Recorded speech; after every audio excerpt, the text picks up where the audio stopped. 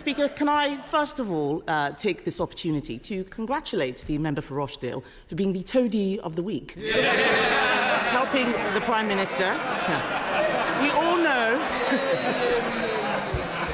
it's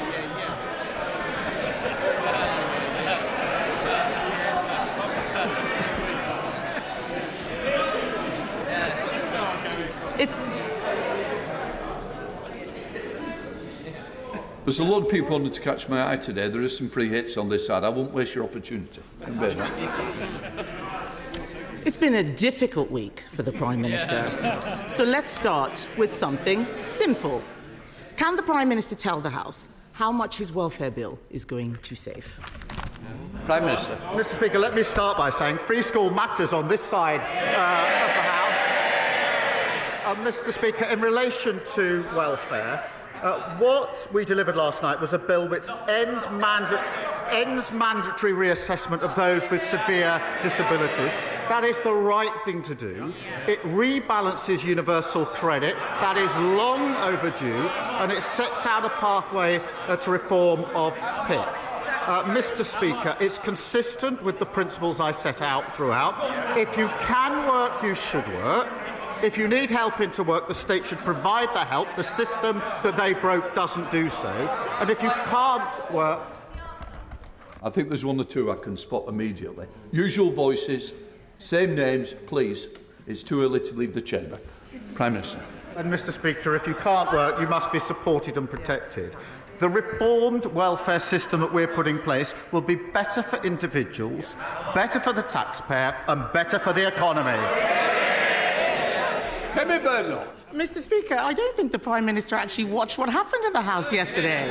His bill was completely gutted. A U-turn in the middle of the debate, removing Clause 5. Where on earth was he? The reason why he can't answer the question is because he knows it doesn't save any money. It's going to cost millions. This is the first Prime Minister in history to propose a bill to save money who ended up with a bill which costs money.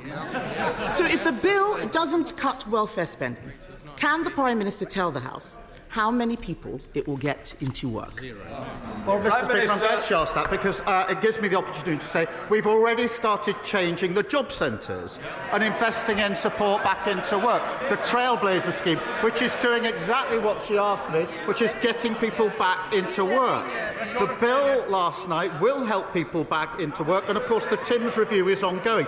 But I tell you what won't help people back into work, won't help control the costs, and that is voting to keep the broken system. And that is what they did last night. Everybody in this House accepts that the current system is broken. It invites the question, who broke it? They broke it. And last night, they voted for the status quo. The broken system is their policy. That won't help individuals, taxpayer, and it certainly won't help the economy. Mr. Speaker, I'll tell him what we did on welfare. Yes, they can laugh.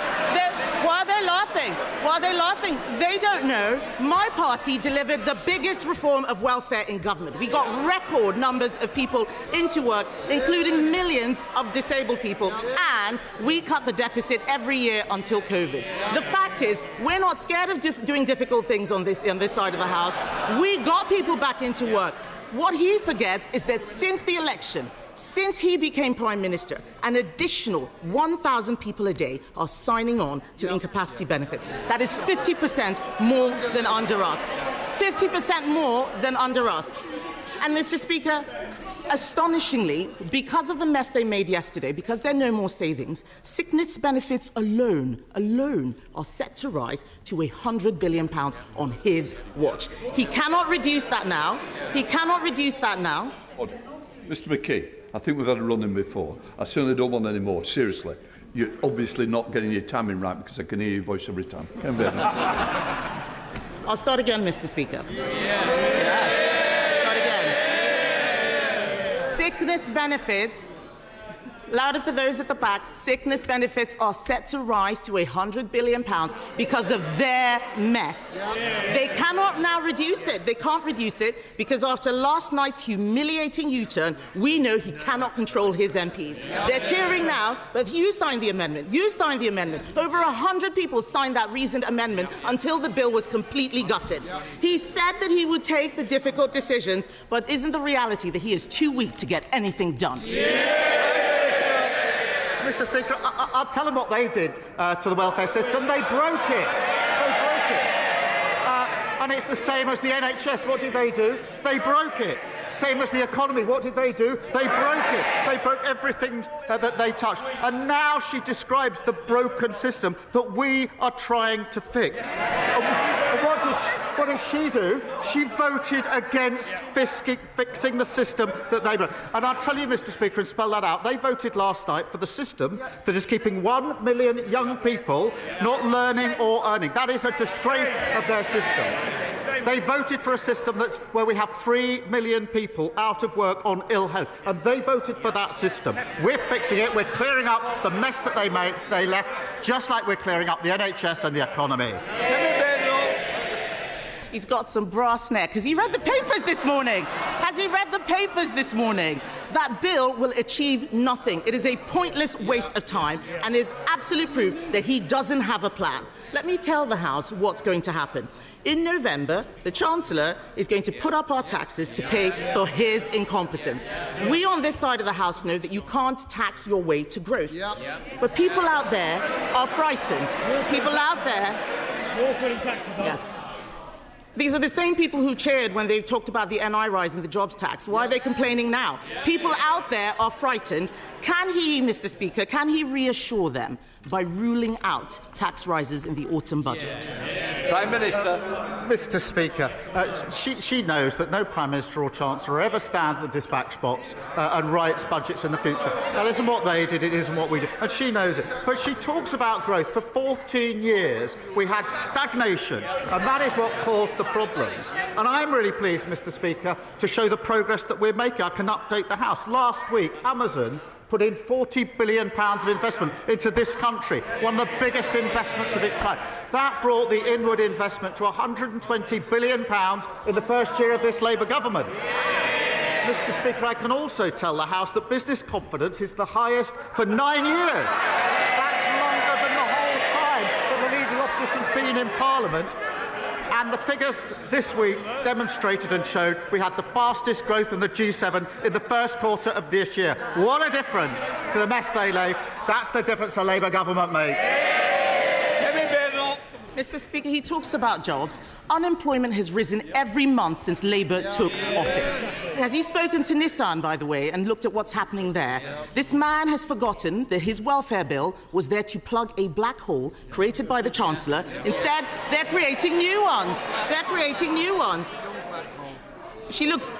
Mr. Speaker, she's pointing at me. She looks absolutely miserable. Labour MPs, yeah, she looks absolutely miserable. Labour MPs, they can point as much as they like. The fact is, Labour MPs are going on the record saying that the Chancellor is toast, and the reality is that she is a human shield for his incompetence. In January, he said that she would be in post till the next election. Will she really? Prime Minister. Well, she certainly won't. Mr. Speaker, I have to say I'm always cheered up when she asks me questions or responds to a statement, because she always makes a complete mess of it and shows just how unserious and irrelevant they are. But she talks about the black hole. They left a £22 billion black hole in our economy, and we're clearing it up. And I'm really proud, Mr. Speaker, that in the first year of a Labour government we got free school meals, breakfast clubs, childcare. Got £15 billion invested in transport in the North and the Midlands. We're cutting regulation, planning and infrastructure is pounding forward, building 1.5 million homes, the biggest investment in social and affordable housing, and of course, Mr. Speaker, the 3 trade deals. Remember the ones that they couldn't get, including the US trade deal. On Monday, those tariffs came down. That secured the jobs at JLR. That's who we care about on this side of the House. How awful for the Chancellor that he couldn't confirm that she would stay in place. Yeah. he talks about this year in office. This week marks the first anniversary of Labour coming into office. And let's have it. Yes. The whips can't get them in the lobbies, but they can get them to cheer at the right time. Yeah. The fact is, his own MPs are saying this government is, and I quote, incoherent and shambolic. That's Liverpool Wavertree that said that. I could go on and on. But the fact is, it's been mistake after mistake after mistake. There is no plan to get people into work. There is no plan to cut the welfare budget. There is no strategy. There is just a series of humiliating U-turns like winter fuel, like grooming gangs. Mr. Speaker, what's really shocking is that every other party in this House voted for even more welfare spending yesterday. Yes, those MPs behind him and the Lib Dems and Reform. The Conservative Party believes that this country needs to live within its means.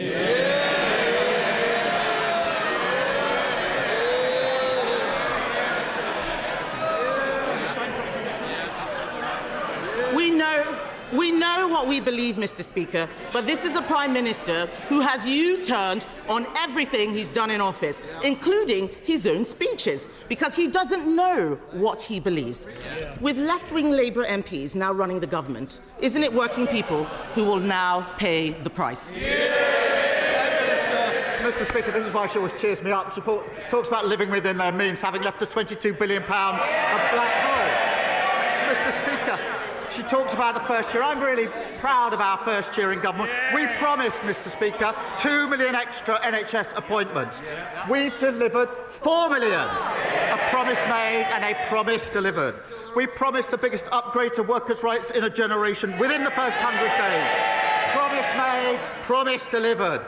We promised free breakfast clubs. That's a promise made and a promise delivered. Banning bonuses for water bosses who pollute our rivers. That's the mess they left. A promise made and a promise delivered. Creating GB Energy. A promise made and a promise delivered. The largest increase in defence spending since the last Labour government. A promise made and a promise delivered. And putting more money in the pockets of working people, particularly the 3 million who are the lowest paid through the national minimum wage. A promise made and a promise delivered. We're only getting started, and the Chancellor has led on all these issues, and we're grateful to her for it.